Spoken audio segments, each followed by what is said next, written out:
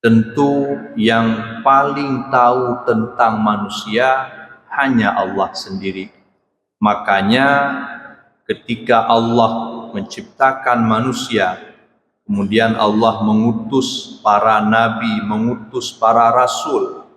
Jadi nabi dan rasul ini membawa agama, yang mana agama ini adalah jalan, agama ini adalah metode yang akan menyelamatkan manusia, bukan hanya dalam kehidupan dunia, begitu juga di kehidupan di akhirat kelak. Bismillahirrahmanirrahim. Assalamualaikum warahmatullahi wabarakatuh. Saudara kaum muslimin, muslimat, para jamaah yang dirahmati oleh Allah Subhanahu wa ta'ala, kita telah sama-sama mendengarkan makalah yang berjudul ilmu-ilmu yang fardhu'ain, terbagi kepada 3 pembagian.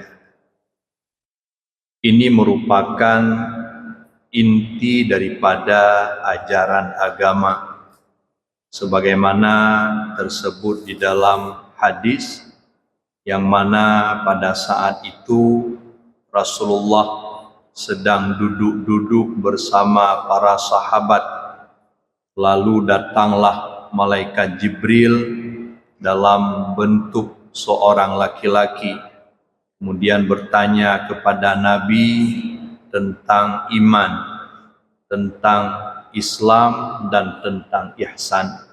Kemudian Nabi menjawab apa itu iman, apa itu Islam, dan apa itu ihsan. Abuya mengistilahkan dengan akidah, hukum, syara, dan tasawuf. Maka ketiga hal ini adalah sesuatu yang tidak bisa ditawar-tawar. Setiap umat Islam, setiap muslim, dia harus memahami akidah iman, dia harus memahami hukum syara atau perintah dan larangan. Yang ketiga, dia harus memahami tasawuf, garis miring berakhlak yang mulia, memahami dan mengamalkannya. Kenapa demikian? Karena manusia terdiri dari nafsu, hati, dan roh. Jadi tanyo manusianya nalheboh unsur. Jadi ada nafsu, ada hati, dan roh. Nafsu, hati, dan roh. Nyol heboh unsurnya tidak didapat dengan panca indera. Hana lemah, takalan hana lemah tak dengar. Hanjir tak taraba, hanjir tak rasakan. Makanya untuk memperbaiki nafsu adalah dengan hukum syara. Memperbaiki hati ialah dengan tasawuf. Memperbaiki roh ialah dengan akidah. Jadi yang menciptakan tanyo manusia adalah Allah. Tentu yang paling tahu tentang manusia hanya Allah sendiri. Makanya ketika Allah menciptakan manusia, kemudian Allah mengutus para nabi, mengutus para rasul. Jadi nabi dan rasul ini membawa agama, yang mana agama ini adalah jalan, agama ini adalah metode yang akan menyelamatkan manusia, bukan hanya dalam kehidupan dunia, begitu juga di kehidupan di akhirat kelak. Lalu sebagaimana dimaklumi bahwa nafsu terdiri dari tubuh dan nyawa. Nafsu terdiri dari tubuh dan nyawa. Jadi gabungan daripada tubuh dan nyawa itu disebut dengan nafsu. Nyotanyo bandum na tubuh. Di dalam tubuh tanyo na nyawa. maka tubuh plus nyawa sama dengan nafsu. Memperbaiki nafsu ialah dengan hukum syarak. Maka tubuh dan nyawa kita dapat bagus dan baik dengan mengamalkan hukum syarak, baik dari segi ibadah dan muamalah. Jadi Abuya tidak pernah memisahkan antara ibadah dan muamalah, sehingga tadinya sama penting je. Jadi ibadah ialah hubungan antara manusia dengan Allah, kemudian muamalah ialah hubungan antara sesama manusia. Jadi mengamalkan hukum syarak baik dalam segi ibadah dan muamalah. Hukum syarak mesti kita terapkan, bukan hanya dalam beribadah. Tumayang mesti sesuai dengan hukum syarak. Ada syaratnya, ada rukun, ada sah batal. Begitu juga puasa, pun tanya membaca Al-Quran, tanya beriktikaf dalam masjid. Dan begitu juga dalam urusan muamalah, hubungan tanya dengan manusia. Ini juga mesti dengan hukum syarak. Artinya hubungan tanya dengan manusianya juga diminta pertanggungjawaban oleh Allah kelak. Kan maknanya yang dituntut yang penting tumayangnya betul syarat, betul rukun. Dengan manusia tanya hana aturan dalam berinteraksi, dalam berhubungan tidak boleh. Nah, tuntutan. Jadi mengamalkan hukum syarak di dalam beribadah dan di dalam bermuamalah. Pekerjaan yang kita lakukan sehari-hari di mana kita berada. Jadi sehingga apa yang kita lakukan sehari-harinya sesuai dengan hukum syarak. Bandung pekerjaan di mana kita berada. Jadi hana temporer, hana maknaji tino ketika dalam masjid tanyo ya pakai hukum syarak itu. Kai luar itu masjid kahanali ataupun tengah dalam majlis tanya pakai hukum syarak. Itu di luar daripada majlis hana pakai le, bukan demikian. Sehingga pekerjaan yang kita lakukan sehari-hari di mana kita berada. Sebelum kita melakukan dengan nafsu kita menjaga hati supaya jangan ada sifat-sifat yang jelek yang melengket pada hati kita. Jadi tanya melakukannya adalah dengan nafsu. Nah, sembahyang orangnya dengan nafsu. Bagaimana nafsu? Dengan tubuh dan nyawa. Kedi nyawa kau tarik hanya temayang le. Kau tarik nyawa hanya dajak le bang masjid, hanya tamratib le. Jadi kita melakukan dengan nafsu. Sebelum kita melakukan dengan nafsu, kita menjaga hati supaya jangan ada sifat-sifat yang jelek yang melengket pada hati kita.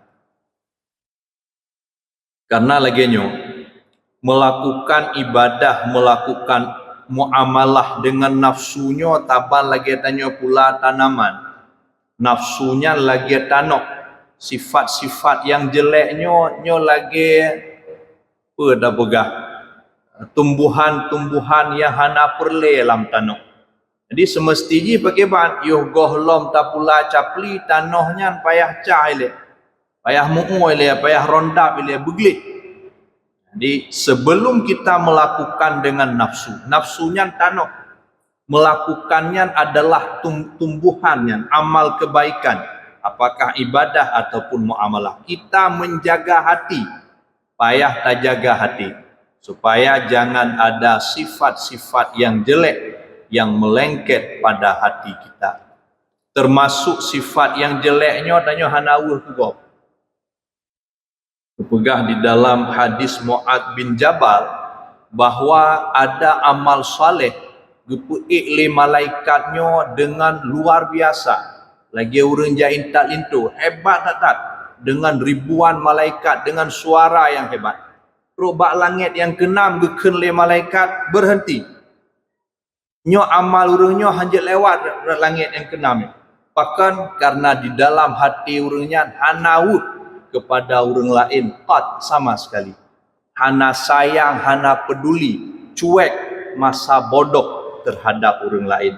Tentunya penekanan di dalam persoalan agama. Kalau orang hana tumayang, kalau orang hana tutup aurat, kalau orang hana mengkritik dalam persoalan agama, dan tanya tak abaikan hana sayang terhadap persoalan agama yang naba orang lain. Nyo termasuk sifat-sifat yang jelek yang melengket pada hati kita. Maka kita dapat melakukan apa yang kita lakukan dengan akhlak yang mulia. Sehingga ibadah muamalah, artinya kita melakukan hukum syarak dibarengi dengan akhlak yang mulia. Jadi menyohana atau pegeli hati sehingga tanya melakukan hukum syarak dengan bengeh-bengeh. Tanya tak temayang, bengeh ke urang hana temayang. Oh na urang hana betul puput dengan bengeh, dengan emosi, tanya beramal, tapi tidak dibarengi dengan akhlak yang mulia. Jadi tanya beramal dengan nafsu, tapi hati tanya gohlom bersih daripada sifat-sifat yang jelek. Dengan demikian kita dapat disayangi di mana kita berada. Sehingga buah daripada beragamanya hana perlihat prehuro akhirat. Di dunia kan kita akan mendapatkan buahnya. Dengan demikian kita dapat disayangi di mana kita berada. Walaupun kan perlihatnya, tapi atanya merumpok disayangi di mana kita berada. Kita dapat mensyukuri nikmat yang gujuk oleh Allah. Walaupun katakanlah dengan kali-kali danyo nikmatnya kecil, tapi kita bisa bersyukur. Bahkan karena Allah berpegang, wahai hamba, lunjuk nikmat kekedinyan bacut dalam pandangan ran, bek nekalan yang bacutnya, nekalan panainya. Dari lon walaupun bacut, bek nekalan yang bacut, nekalan yang bacutnya panai, sojuk yang bacutnya, yang juknya lon pun Allah. Bermakrifat dalam batin, mencintai Allah dan memandang wujudnya adalah dengan akidah.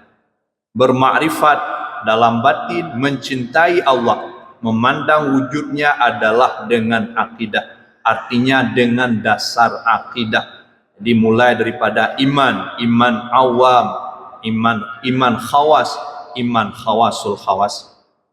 Kita tidak berpegang lagi dengan nafsu kita, garis miring perbuatan-perbuatan yang kita lakukan dan akhlak yang ada pada nafsu.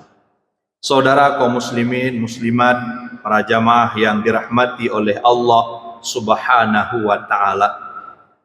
Bila mana yang tersebut di atas dapat dipahami dan diamalkan, cukup bagi kita sebagai pedoman dalam mengarungi kehidupan.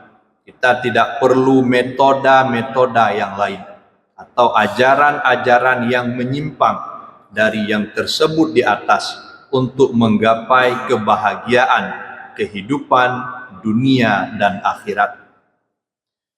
Persoalan kehidupan tentunya takalan perubahan yang begitu besar. Dari uro ke uro berbagai persoalannya mengalami perkembangan, mengalami perubahan-perubahan yang begitu drastis, begitu cepat. Akan tetapi pedoman tanyo dalam mengarungi kehidupan mesti lagi nyo. Dunianya boleh berubah. Baik lagi orangnya berlebih hebat, berlebih higher daripada orangnya, hana masalah. Yang penting tanyo baik tampi hana megidang liaki bak danok. Nyo adalah pijakan tanyo di dalam menjalani kehidupan. Baik tampi karena perubahan-perubahan yang lagi nyo sehingga tanyo kana tutonan roli. Iban cara taudip. Orangnya untuk taudip orangnya hana perliali agama, hana patih li nyo abai kitab. Ikan leurung tak patih abai kitab untuk pekap ham temeng rasa nyo hanya pakai. Orangnya mesti tak patih lagi yang disampaikan di dalam agama. Jadi agamanya adalah pedoman dengan nyoke tanyo akan mendapatkan kemenangan dalam kehidupan dunia dan akhirat. Allah berfirman dalam Al-Quran, innallaha la yughayyiru ma biqaumin hatta yughayyiru ma bi anfusihim. Sesungguhnya Allah tidak akan mengubah nikmat yang ada pada satu kaum. Nyobak kaum tanya gejuk nikmat oleh Allah. Nikmatnya tidak akan diubah oleh Allah. Geganto dengan azab ganto. Hatta yughayyiru ma bi anfusihim. Sehingga kaumnya mengubah ketaatan yang ada pada mereka. Uronyo terjadi malapetaka nyo gara-gara maksiat. Gara-gara tanyo hanali berpegang dalam kehidupannya, tanyo hana berpedoman li kepada agama. Tanyo mengabaikan perintah Allah. Tanyo hana peduli tentang akidah, pakai banta tingkatkan keimanan, pakai banta pegli hati. Bahkan kadang nak anggapan panen alamnya dunia akhirat kiamat, panen alam mati gli, panen alam tidak. Nyo adalah anjuran. Al-Qurannya berlaku sampai di tengah kiamat, sampai ang kiamat berlaku. Nyo gak anjurkan sampai. Jadi hana berhenti, tanyo terus berupaya orangnya. Nyo adalah jalan yang benar. Turah kamoy gampung urang jauh belang bahwa tamita rezekinya dengan tapula padi. Kematalah gagal panen, kenapa pun gau ke mugolam. Usaha nyo adalah jalan yang benar. Tanyo terus berupaya. Sampai pajan tanyo hana berupaya alik, nyo kamati baru tapi hana tak upaya alik. Selama mentang udip bahwa uronyo rezeki bak belang tak demu. Gagal panen kaki gagal, tapi jalannya adalah jalan yang benar. Tanyo harus terus menempuh, tanyo harus bertahan di jalan tersebut. Jadi lagi nyoke yang perlu tanyo contoh daripada sosok Abuya. Abuya terus memperjuangkan tanyo.